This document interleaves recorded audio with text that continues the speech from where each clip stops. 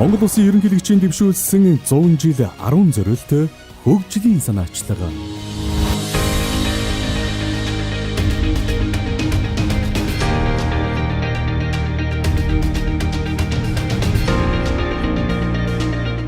Монгол Улсын ерөнхийлөгч хөрөлсөөх баруун бүсийн тулгуур төв Ховд аймагт ажиллалаа.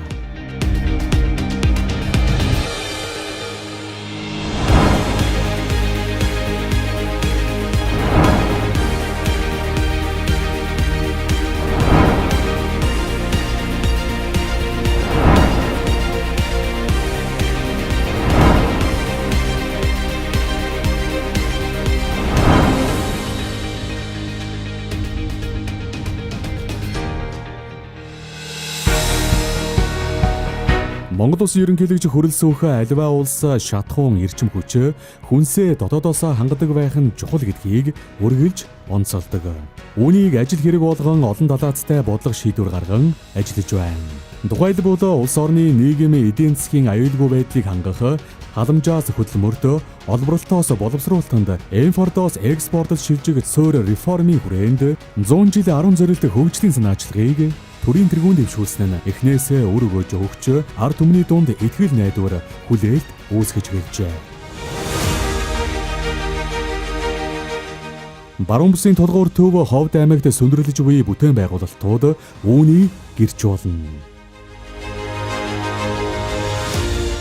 Ховд аймагт ажиллаж байгаа Ховд аймгийн ажил төрөлтөд танилцж бас зарим нэг сундаар орж Эрдэнэ усан цэцлэг станцын нөхцөл байдалтай бас газар дээр нь танилцаж байгаа. Тэгээ энэ удаа бас та бүхэнтэйгээ уулзж байна. Монгол Улсын ерөнхийлөгчөөр дамжигдсанаас хойш анхудаа Эрдэнэ бүрэн суманд ирж одоо тэгээ та бүхэнтэйгээ бас уулзж байгаадаа их баяртай байна. Ер нь бол нийт ховдчууд тэр чигээр бол Эрдэнэ бүрэнгийн усан цахилгаан станцыг хурдан ажил нь эхлээсээ бүрэн дэмжиж байгаа. Нутгийн иргэдийн хувьд бол одоо дэмжиж явж байгаа. Тэгээ одоо энэ дэмжсээр ч ирсэн одоо ч одоо дэмжиж. Одоо бүр хүлээлтийн байдалд орчаад яралтай одоо ажлын эхлэв. Манай Ховд аймаг болохоор 13 ясны үлгий. Тэгээд ерөөсөө маш их хөдөлмөрч ажилласан ард түмэн байдаг. Төсөл маань анх хэрэгжихдээ бол бас амаргүй олон даваа гихт уулсан.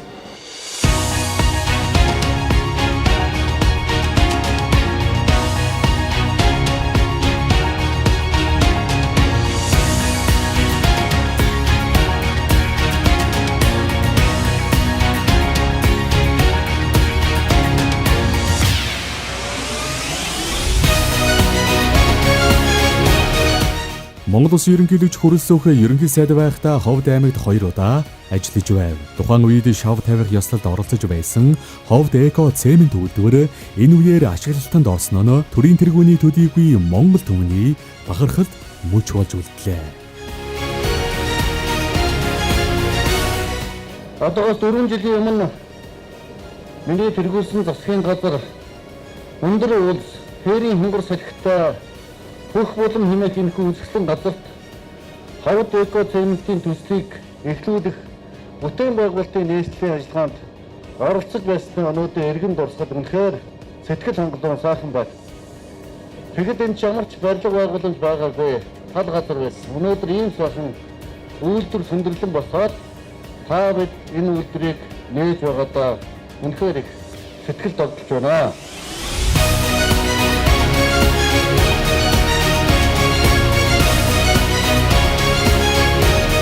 За үйлдвэрийн хувьд хоногт 1200 тонн цемент үйлдвэрлэх хүчин чадалтай үйлдвэр байгаа. Бид энэ үйлдвэрийг 2020 оноос үйлдвэрийн бүтээн байгуулалтыг хэлж 22 оны 10 сард эхний 100% ашиглалтанд оруулаад өнөөдөр ингээд үйлдвэр бүрэн хүчин чадлаараа ажиллахад бэлэн болчиход байгаа. Энэхүү сайхан байгууламжийг дандаа Монгол хүмүүс одоо барьсан, одоо Монголын баялаг бүтээгчид энэтэй техник ажиллаж барьж ашиглалтанд оруулсан ийм сайхан үйлдвэр. За сүүлийн үед инновац технологи шингэсэн сайхан үйлдвэрүүд ашиглалтанд орж байна. Монгол Улсын 408 зохиост. За өнөөдөр баруун бүсийн 5 аймгийг цементээр хангах, дээрээс нь Эрдэнэ бүрэнгийн усан цахилгаан станцыг одоо хямд цементээр хангах ийм боломж бүрдэж байна.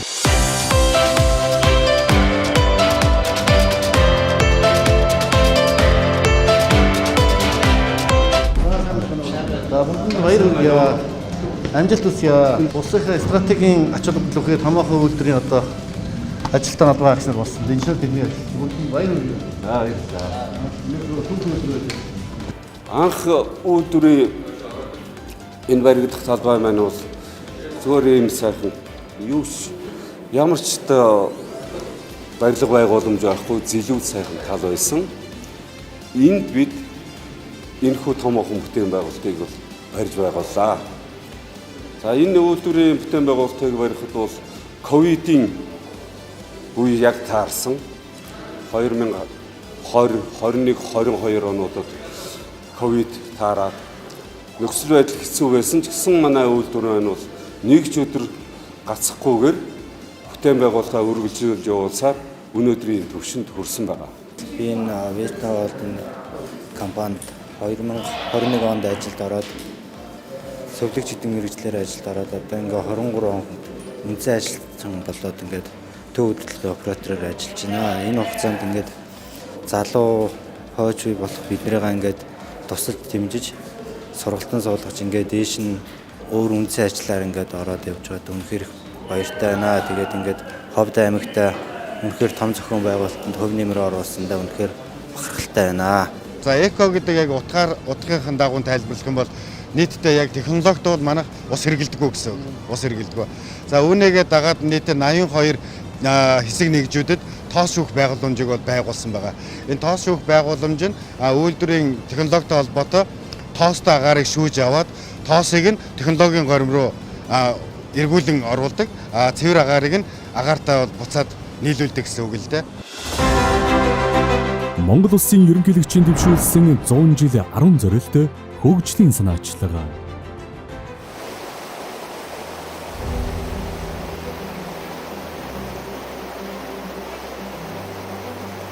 Төрийн тэргүүний 100 жил 10 зорилт хөгжлийн санаачлагын хүрээнд Монгол улсын эрчим хүчний найдвартай их усүрээр дотоодоо хангаж цаашид эрчим хүч экспортлогч улс болохоор зорж байна.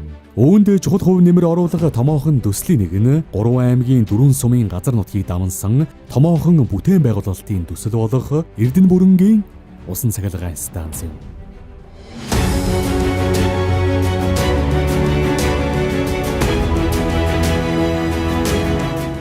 5 км хоолойг энэ уулан дундуураа явуулаад 60 метрийн өндөрчлөлтийн зөрөө 80 м болгож тэгж илүү хүчин чадал 60 МВт 90 МВт болгож өсгснөөр станцын эдийн засгийн үзүүлэлттэй ижилсэн. Тэгээд ерөнхийдөө бол feasible буюу эдийн засгийн үр ашигтай гэж дүгнэлт гарч ийн төсөл хэрэгжиж байгаа. Эрдэнэ бүрэнгийн усан цахилгаан станц бол эхний ээлжинд одоо тусгасан зээлийн хэлцээр 7 сар гэхэд байгуулагдах баг. Тэгээд үндсэн барилгын ажил бол эрчимтэй эхлээд явчих нь. Ирэх жилээс бол барилгын ажил бүрэн жигдэрчих нь гэсэн үг.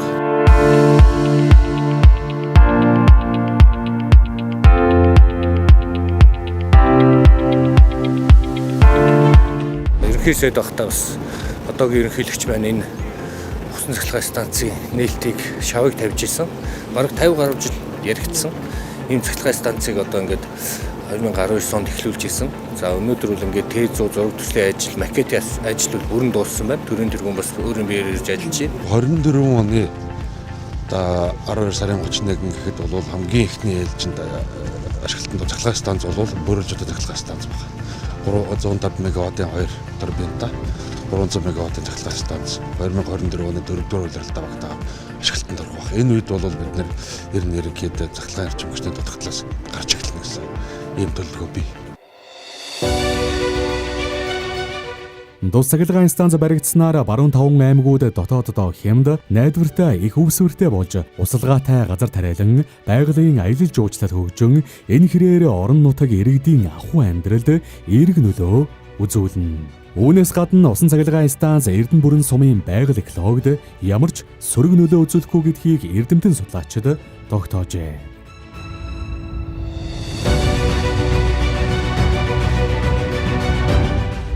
Манай Эрдэнэ сум бол энэ усан цахилгаан станцгаа бол бид бүхний ирээдүйн одоо бас Эрдэнэ сумын хөгжлийн гарцаа гэж ингэж харж байгаа. Энийгээ дагаад ажлын байр нэмэгдэх, дотоодын одоо эдийн засгийн өсөлтөө бас нэмэгдүүлэх юм боломж болцоо байгаа учраас ер нь бол манай сумын хувьд бол одоо хүлээлттэй байгаа. Энэ одоо Монгол Улсын засгийн газрын тэргүүлэх чиглэлд орсон энэ одоо хөрөнгө оруулалт бүтээн байгуулалтаа энэ тэргүүн одоо яаралтай эхлүүлж энэ дээрээ бас одоо төр ажлын байраар хангагдах ийм боломж олцсон бол Эрдэнэ улсын одоо эдийн засгийн боломжоо гэж ингэж харж байгаа. Ер нь бол нийтдээ дийлэнх хэрэгэд бол дэмжиж байгаа. За Ховд аймгийн хувьд бол одоо би бараг бүх хэрэг дэмжиж байгаа гэж хэлэхдээ бол итгэл төгсөлнө. Гэхдээ энэ төсөл маань өөрөө 3 аймгийн 4 сумыг хамарсан юм томоохон хэмжээний төсөл байгаа.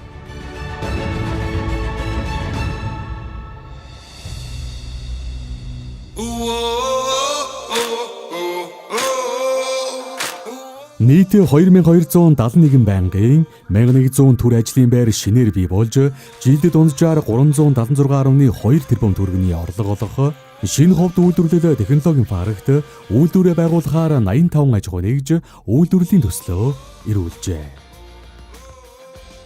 Далангаа газар дээр 34 үйлдвэр тийм ээ. За улсын хурлаар үйлдвэр технологи паркийн хуулийг би санааш батлуулаад өнгөрсөн жил хэрэгжил эхэлсэн байгаа.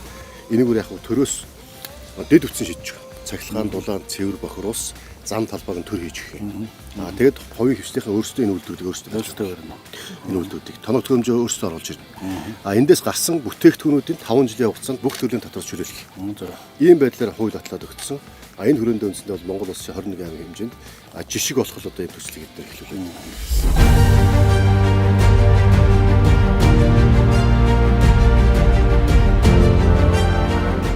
Нэг 50 болох үйлдвэрлэдэг.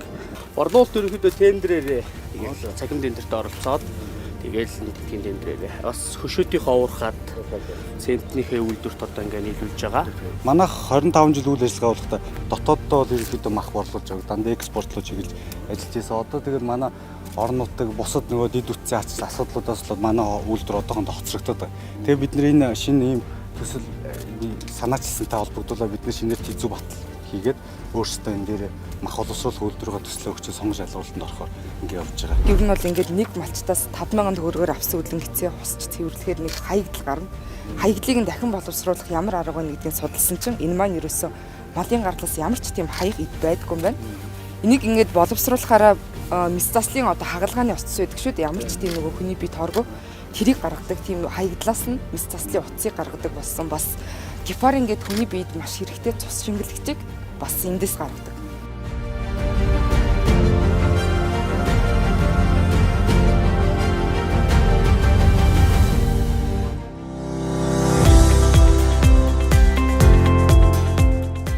Ховд аймгийн хүнсний ногоо тариалалтаар улсдаа 4-р ордог боловч хөдөө аж ахуйн бусад бүтээгдэхүүн болох сүү, цагаан идэ, махан бүтээгдэхүүн улсын дунджаас 30-40% үнэтэй байдаг. Харин Ховд агропарк төслийг хэрэгжүүлснээр дээрх бараа бүтээгдэхүүний үн буурч 1000-аас 1500 хүний ажлын байр бий болохоос гадна шинэ Ховд үйлдвэрлэл технологийн паркийн үйлдвэрүүдийн үндсэн түүхийд хангагч болох боломжтой. Ховд агропарк төсөл бол 2021 оны аймгийн иргэдийн төлөөлөгчдийн хурлаар албан ёсны орон нутгийн оролцоот ийм төслийн байгууллага болж ингэж батлагдсан. Тэгээд 2022 оноос үндсэндээ ерөнхий үйл ажиллагаа маань эхлээд бид бүхэн одоо ингэ явж байна. Ховдод өнгөрсөн жил усны асуудал нэлээд хүнд байсан. Тэгмжил ургацууд бас бага хэмжээгээр буурч байгаа. Одоо энэ жил бас хүлээлттэй байна. Тэгээд ямар ч байсан болох байх гэсэн тийм югаар л та ажиллаж байна. Ерөнхийлөгчийн дэвшүүлсэн хүнсний хувьсгал бөгөөд тэр бумод үндэсний хөтөлбөрийн хүрээнд бид нар өөрийнхөө одоо газар нутаг дээрээ одоо жимсний аж ахуйг байгуулах, за мөн одоо хөлөмжийн аж ахуй байгуулах, мод үржүүлийн одоо аж ахуй эдгээрийг одоо байгуулах төлөвлөлөөд одоо ингээд ус гаргах л одоо асуудал дээр бид нар явж байна.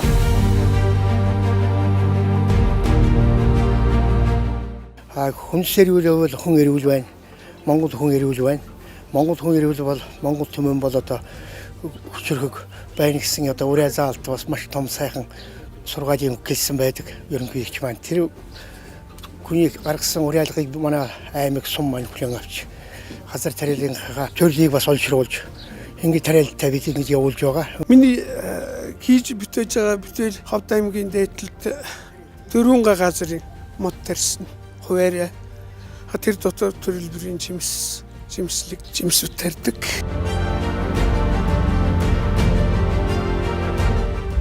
Хөдөө аж ахуйн салбар гэдэг бол өөрөө онцлогтой. жилдээ нэг удаа одоо ургац хурааж тухайн жилийн борлуулалтыг хийдэг ийм онцлогтой салбар. Эдийн засгийн боломжийг нь бол одоо энэ хүнсний хувьсгал дээр хүрээнд хэрэгжүүлж байгаа энэ хөнгөлтүүд бол дэмжлэг үзүүлж байгаа гэж одоо аж ахуй эрхлэгч бид нар бол харж байгаа.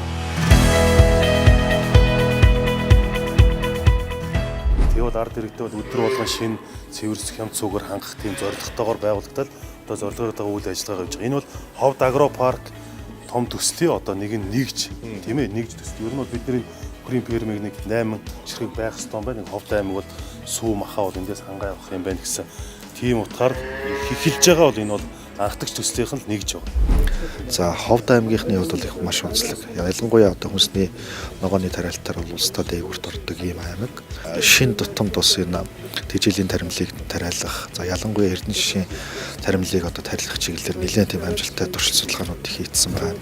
За аймаг орон нутгийн хувьд одоо үйлдвэр технологийн парк, агро парк гэдэг энэ паркуудыг одоо орон нутгийн амжилттай компани байгуулад кластер хэлбэрээр аж ахуй нэгж иргэдэд оролцоод ингээд зохион байгуулалтад ажиллаж байгаа нь одоо бусад аймагуудаа бас нэлээд тийм үлгэр жишээс болох үс юм давуу талтай байна. Монгол улсын ерөнхийлөгчийн одоо үндэсний хэмжээнд одоо өрнүүлж байгаа бодлогыг Ховд аймаг бол одоо 100% дэмжиж ингээд ажиллаж байгаа. Ер нь Ховд аймаг бол үйлдвэрлэгч Ховд байх. Ийм одоо томоохон зорилттой байдаг. Ингээд ажиллаж байгаамаа. За хүнсний хувьсгалын хүрээнд одоо Ховд аймаг бол газар тариалан мал аж ахуй хослуулж хөгжүүлдэг ийм одоо онцлогтой аймаг. За бид хүн бол жилд 3000 орчим одоо га тариалалт хийж жилийн дүнгээр 30 орчим мянган га одоо тоон ургац сурааж явдаг ийм аймаг байна.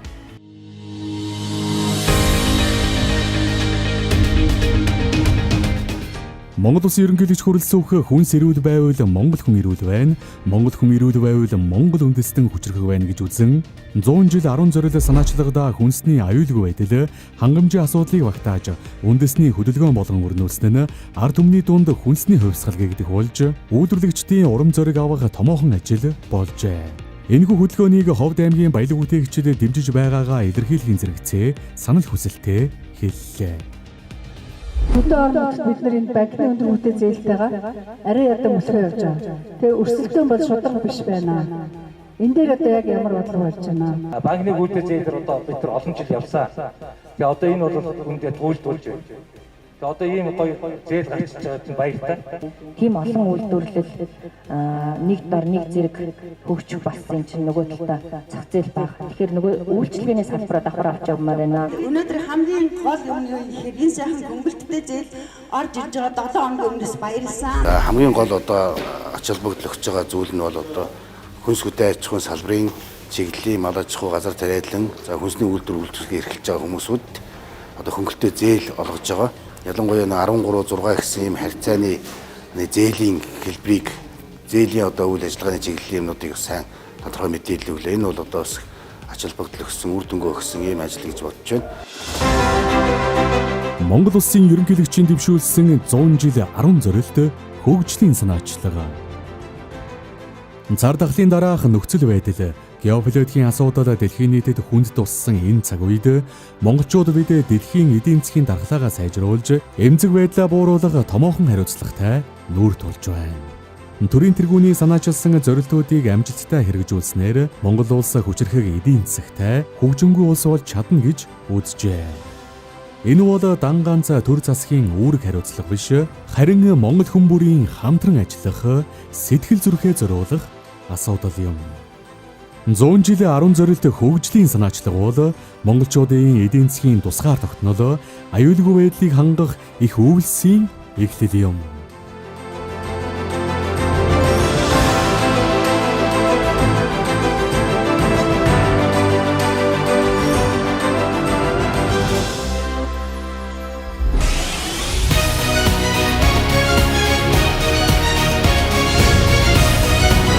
Монгол Улсын ерөнхийлөгчийн дэвшүүлсэн 100 жил 10 зорилт хөгжлийн санаачлага.